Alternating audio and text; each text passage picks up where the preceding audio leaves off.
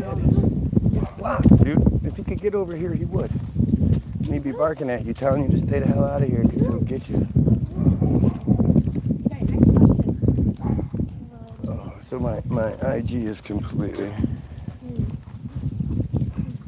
censored. My Facebook is completely censored.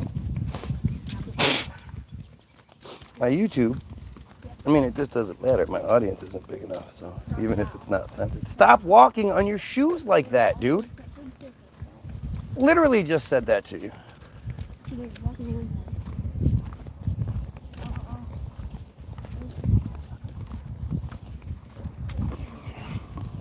Semitism is the predisposition or practice of showing Jews favor. The belief in that Jews deserve favor. So that's supremacy. That's nobody else is allowed to say that our group deserves favor over the rest of you. So I'm proud to oppose Semitism. You understand? Proud of anti-Semitism. Anti-Semitic, whole different thing. Semitic is all of the people of the region. And I'm definitely not racist.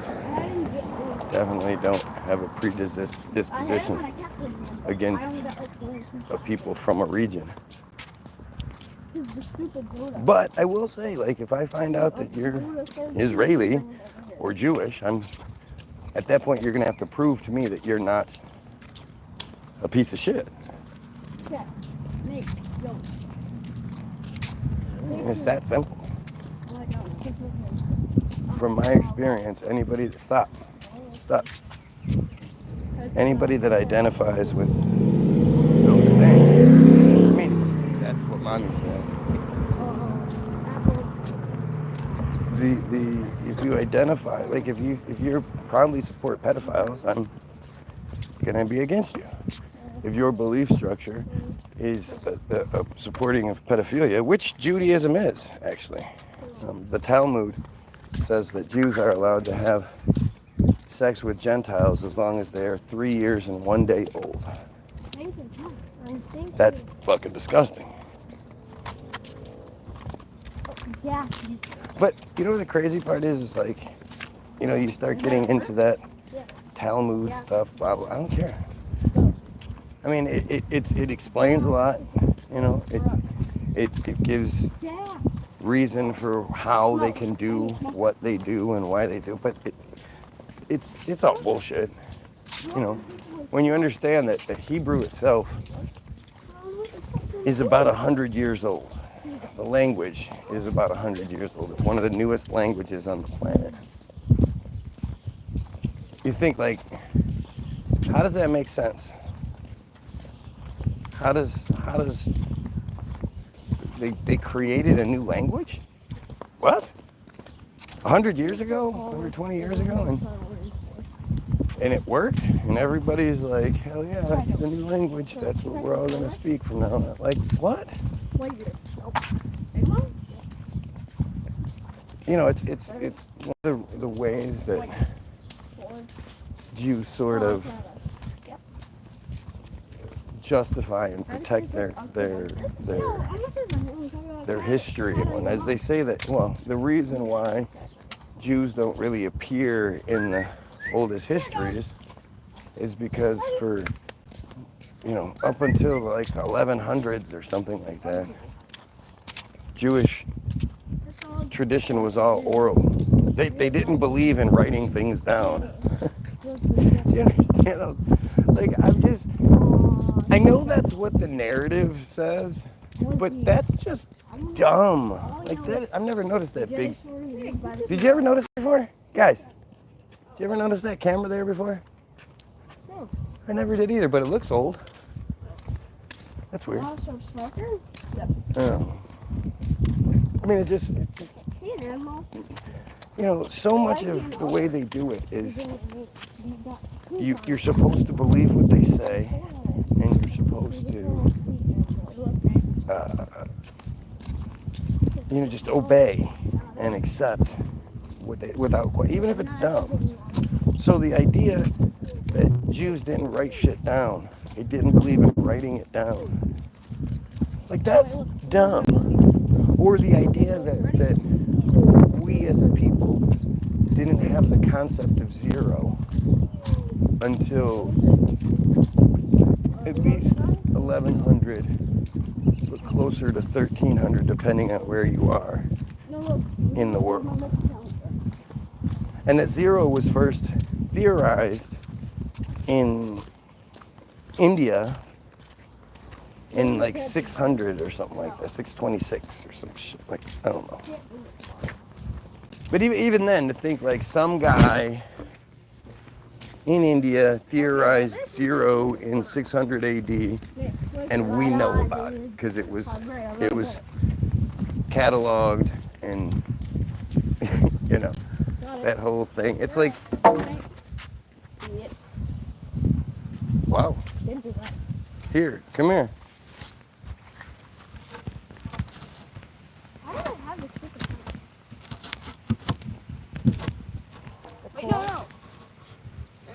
Okay, you got to get the bottom one first.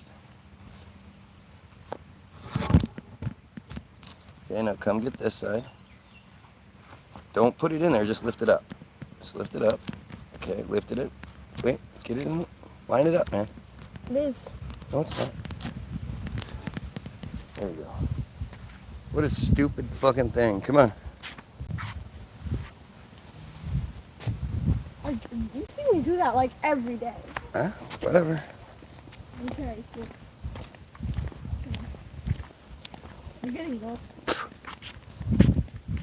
Thunder. Lightning and the thunder and the thunder. Thunder God. No. I mean, it's just, the whole thing is just, I don't know. No. I'm fascinated by that. And it's like I can't talk to anybody else about it because nobody else knows. Nobody else brings it up. Are you doing I've even brought it up on my Tartaria pages.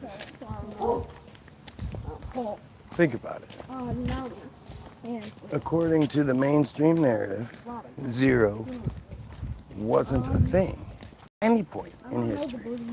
Supposedly they were building these structures that still exist to this day, these ornate structures that still exist to this day. They were, you know, in battles and you know, painting and just all of these incredible accomplishments were achieved by people who didn't understand that zero was a thing, didn't have a concept of zero. How do you math without zero? How do you do any math whatsoever without zero? How does that even work? How do you have 50, 60, 10, 100, 10, whatever? How do you have any of those things without zero? What did you call that? Like, it's so narrative shattering. Maybe that people don't know about it, because it really does shatter the narrative that you're given. Like,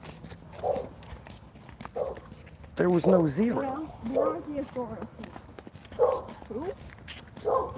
Think about that. There was no zero. Great. I mean, it just,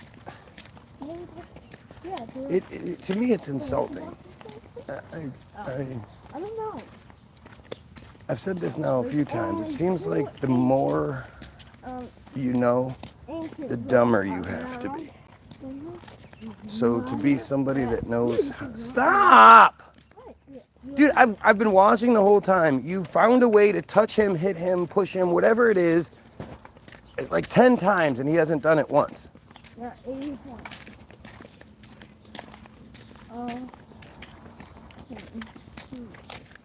But the more that you have, the more that you know, the dumber you are. When you can talk about how stars, planets, and stuff like that are formed, it's because you're stupid. You're saying stupid things that you wouldn't believe if the authority didn't tell you with authority that was what the truth is. It's just it's shockingly stupid.